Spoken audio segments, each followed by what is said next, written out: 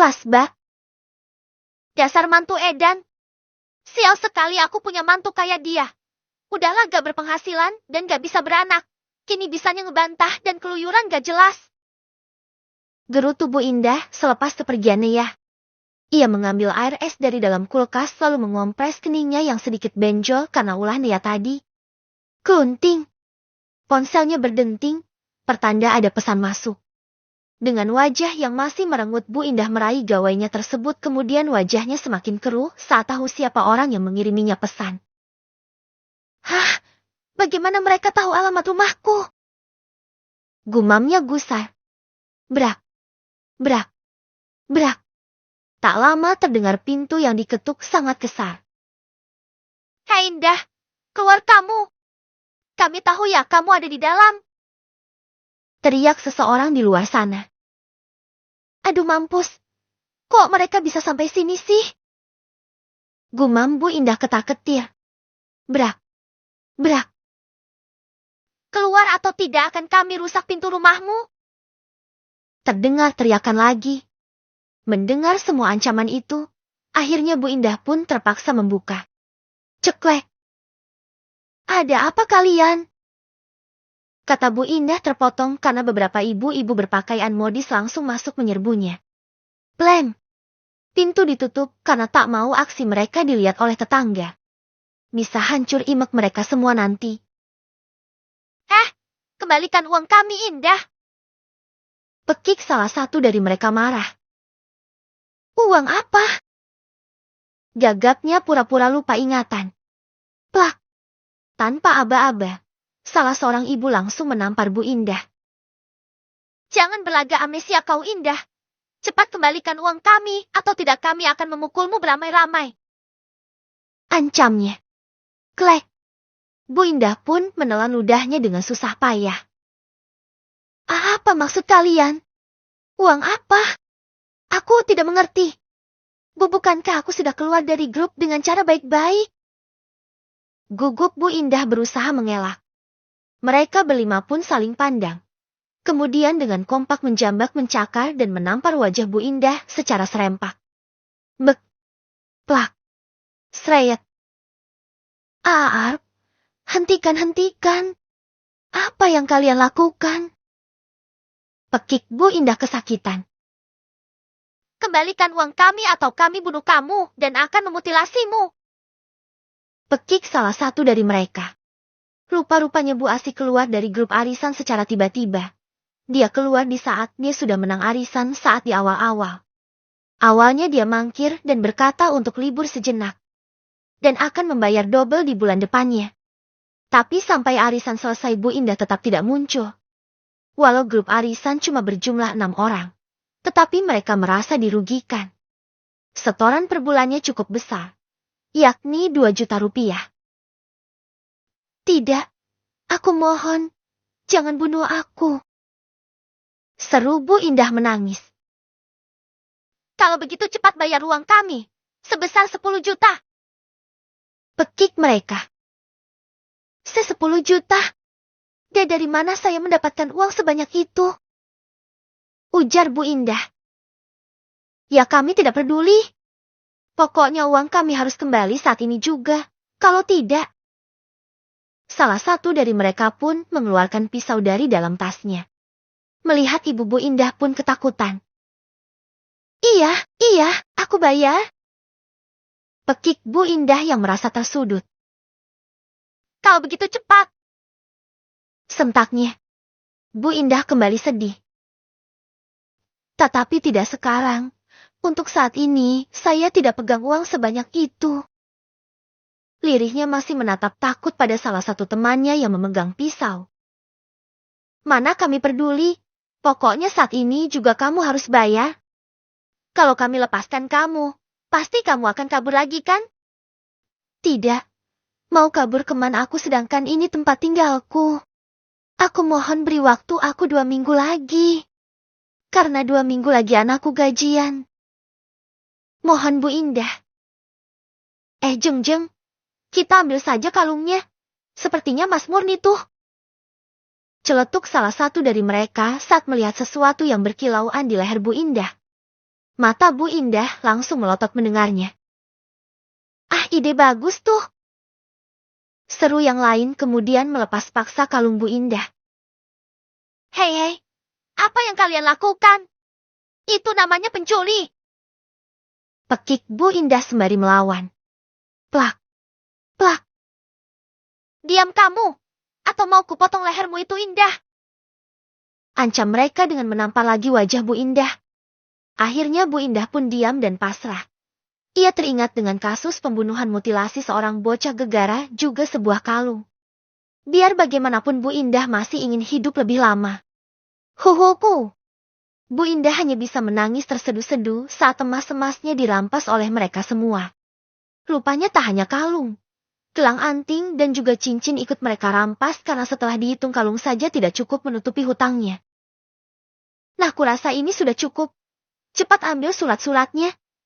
Kami akan jual semua ini, dan akan kami bagi. Seru mereka. Jangan semua dong. Jika dijual itu ada 12 jutaan. Seru Bu Indah protes. Sinting lu. Selain kalung yang lain ini emas setengah tua. Yang otomatis akan dapat potongan. Udah cepat sana ambil semua surat-suratnya.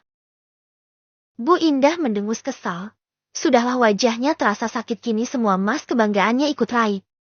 Dengan terpaksa Bu Indah pun masuk ke dalam kamarnya untuk mengambil surat emas-emas tersebut. Nah begini dong, harusnya kamu bersikap kooperatif sejak awal sehingga kejadian hari ini tidak perlu terjadi. Dan satu lagi, kami keluarkan dari seko kami, kau bukan anggota kami lagi. Seru yang lain. Setelah mendapatkan apa yang menjadi hak mereka, mereka berlima pun pergi dari rumah Bu Indah. Duh, Apes. Laib semua emasku. Gerutu Bu Indah meratapi nasibnya yang tragis hari ini. Sudahlah semua emasnya hilang. Kini wajahnya pun jadi babak belur tak berbentuk. Flashback selesai. Itu siapa Bu? Jawab yang jujur. Tegas Aris mendesak. Semua orang termasuk Nea menanti jawaban Bu Indah. Penasaran siapa orang yang sudah membuat wajah wanita parubaya itu sampai babak belur begitu. Apa mau kasus ini sampai di polisi saja, Bu? Imbu Nea mulai mengancam. Ia mulai geram lantaran mertuanya itu tak kunjung memberi jawaban. Jangan. Cegah Bu Indah gelagapan. Kalau begitu jawab dong. Siapa yang udah gebukin ibu sampai bonyok gitu? Aku gak mau ya nama aku jadi tercoreng gara-gara fitnahan ibu itu. Ujar Nea. Bu Indah mendengus kesal. Ia merasa terpojok dan mungkin akan memberitahukan segalanya. Ibu, habis dirampok. Seru Bu Indah kemudian membuang muka. Nyik. Suasana seketika sunyi setelah mendengar pengakuan Bu Indah. Ibu, habis kena rampok? Serius atau ini cuma prank? Ucap Nea kurang percaya. Mata Bu Indah seketika mendelik mendengarnya. Wajah ibu sampai bonyok gini, kamu kira ini prank? Matamu buta atau pik 3K? Pekik Bu Indah sembari mendelik. Nea mendengus kesal. Bu, buta sama pik 3K itu sama aja. Gak ada bedanya. Kau tegur Aris meralat ucapan ibunya. Diam kamu. Sentak Bu Indah pada putra kembarnya tersebut. Ibu jujur deh. Ibu habis nyemplung ke got mana? Atau habis kena sembur pocong kali ya sehingga wajah ibu hancur berantakan begitu? Tanya Nea penasaran. Sembarangan kena sembur pocong. Ibu beneran habis kena rampok Nea. Semprot Bu Indah mengomel. Tak terima dikira kena semburan pocong yang terkenal mematikan itu. Jika sampai tersebar rumor tidak benar itu, bisa-bisa satu kampung langsung menjauhinya. Lah apanya yang dirampok, Bu? Perasaan ibu masih utuh deh. Tangan kaki bahkan mata ibu masih ada kan? Sahut Nea ceplas-ceplos. Lu kira ibu korban mutilasi apa? Kalau bicara jangan asal. Pekik Ayu ikutan geram. Kakak iparnya sungguh keterlaluan. Bukankah itu sama saja kakak iparnya itu mendoakan ibunya mati dimutilasi? Yang sopan Ayu. Kak Naya itu lebih tua darimu. Dia kakak ipar kita. Kau tegur Aris kepada kembarannya. Ayu melengos dan mengerucutkan mulutnya kesal. Nei, bicaralah yang baik. Kini Adi yang menegur istrinya. Sementara Nia memutar bola matanya malas. Lihat baik-baik. Kalung anting dan gelang dan cincin ibu gak ada semua. Dan itu dirampok oleh mereka. Ujar Bu Indah akhirnya jujur. Mereka siapa, Bu? Tanya Nia, Adi, Aris, dan Ayu secara bersamaan. Jarang-jarang mereka kompak begitu. Sementara Pak Ari diam saja. Matanya sedari tadi jelalatan memperhatikan Nia. Itu adalah pokoknya. Sahut Bu Indah enggan memberitahu. Ibu mencurigakan banget deh. Kayak maling yang baru aja ketangkep. Celetuk Nia. Bu Indah jadi salah tingkah mendengar celetukan Nia. Udah kan? Yang penting bukan kamu yang ketuduh pukul ibu kan? Ya udah, masalah selesai. Gak perlu lagi bahas-bahas polisi segala. Udah bubar. Ibu mau istirahat. Ketus Bu Indah kemudian menghindar dan buru-buru masuk ke dalam kamarnya. Apa sih? Ibumu itu loh, Mas. Mencurigakan banget. Celetuk Nia sembari melihat punggung ibu mertuanya yang menjauh. Apa sih, Nei? Udah masuk. Jangan bikin ribut lagi. Cetus Adi sembari berlalu masuk kamar. Satu persatu orang di sana pun mulai bubar dan masuk ke dalam kamar masing-masing. Nia pun segera menyusul suaminya. Mas, kamu gak ada niatan minta maaf sama aku gitu? Seru Nia menyindir. Minta maaf? Soal apa? Kening Adi mengiyit dalam. Nia mendengus. Kamu lupa tadi udah nuduh aku, Mas. Soal itu. Iya deh, maaf. Ucap Adi ogah-ogahan. Idih, gak ikhlas banget minta maafnya. Cibir Nia. Lah terus harusnya gimana? Udahlah, Nei. Jangan ribut-ribut terus. Pusing kepala, Mas. Mas mau tidur. Besok harus berangkat kerja lagi.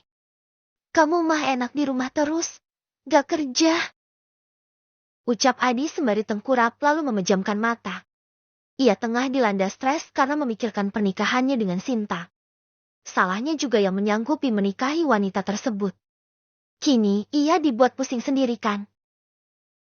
Bacot lu, Mas. Lu pikir siapa yang bikin ribut sedari tadi, ha? Ibu lu tuh yang gak pernah lelah bikin drama. Giliran diancam ke kantor polisi aja ibu lu baru mau bicara jujur. Sebelum itu, kamu sok-sokan lupa kalau telah menuduhku yang jadi tersangka atas bonyoknya wajah ibu. Pekik Nia kepalang kesal. Dikira Jeti ibu rumah tangga enak apa ya? Apalagi Nia bukan hanya Jeti IRT. Ia juga harus melayani semua orang yang ada di sini. Mencuci baju semua orang dan mencuci piring bekas makan mereka, semua itu pun cukup melelahkan. Belum lagi membersihkan rumah dan masak, dan masih banyak lagi. Ketahuilah, pekerjaan rumah itu tak ada habisnya. Sedangkan yang mengerjakan hanya Nia seorang. Jelas Nia kemebulah dibilang enak cuma tinggal di rumah, gak kerja. Padahal kerjaan Nia tidak ada habisnya. Giliran keluar bentak, istirahat sebentar dikira malas. Pokoknya serba salah deh tinggal seatap dengan mertua. Nia, bicara kamu kok jadi kasar begitu? Ingat aku suami kamu. Seru Adi cukup kaget dengan luapan istrinya yang terdengar kasar. Habis hilang kesabaran aku, Mas, sama kalian. Kalian tahunya tinggal beres aja, tapi tak pernah hargai aku. Sahut Nia merasa sakit hati. Sungguh, sakit rasanya ketika kerja kerasnya tak dihargai. Coba deh kamu yang bersihin ini rumah, nyuci baju semua orang, dan masak untuk mereka semua. Kamu sanggup gak? Tantang Nia. Lah terus siapa yang bakal cari uang dong?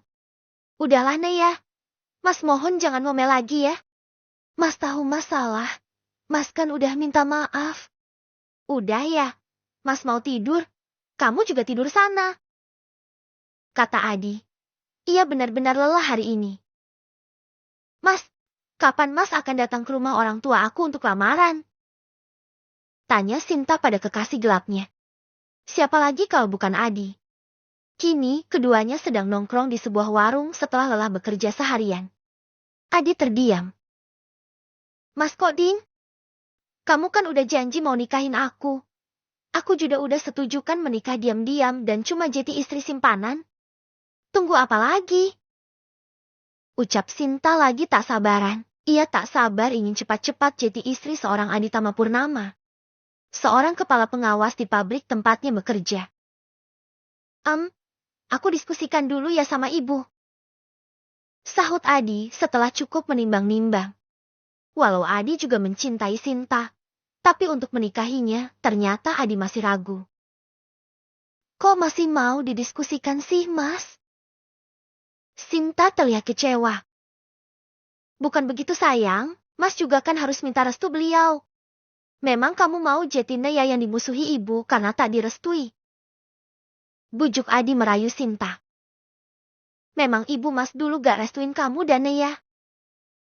Tanya Sinta yang malah kepo dengan pernikahan pertama calon suaminya ini. Adi menggeleng lemah.